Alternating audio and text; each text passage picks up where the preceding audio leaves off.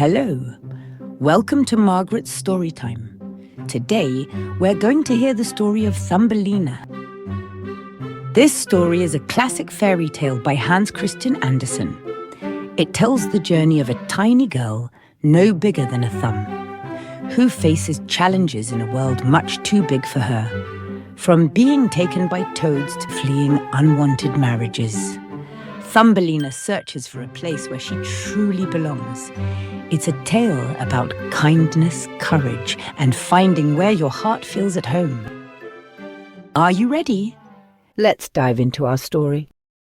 Thumbelina by Hans Christian Andersen.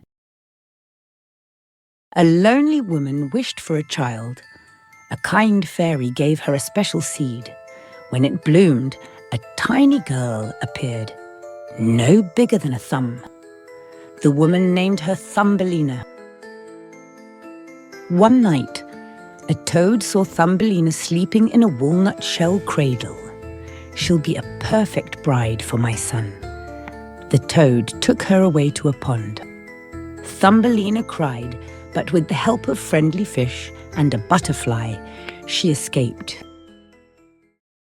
As she flew across the water, a beetle snatched her away. But the other beetles said she looked strange and small. So he dropped her, and Thumbelina was alone again. Thumbelina found shelter under a leaf, then in a kind field mouse's burrow.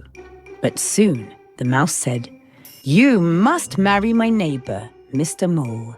He's rich and safe." Thumbelina didn't want to marry someone she didn't love. While walking in the tunnels, she found a swallow lying still. She cared for him all winter. When spring came, the swallow healed and offered to take her away. But Thumbelina stayed to help the mouse. Still, when the wedding day came, she ran to the swallow and flew away. The swallow brought her to a land full of flowers. There, she met a tiny prince who looked just like her. He asked her to stay and to marry him. She finally found a place where she truly belonged. She was no longer Thumbelina, the lost girl, but queen of the flowers. Now that our story is over, let's take a moment to think about today's tiny tales. What was your favorite part?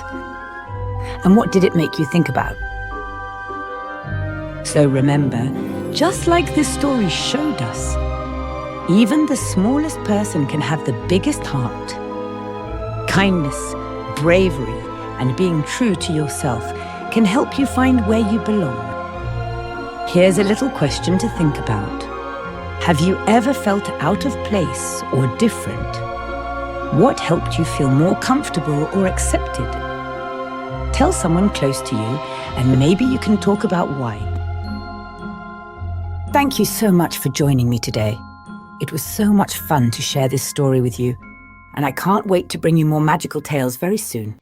If you enjoyed today's story, don't forget to subscribe for more. There are many more stories waiting to be told here at Margaret's Storytime. See you next time.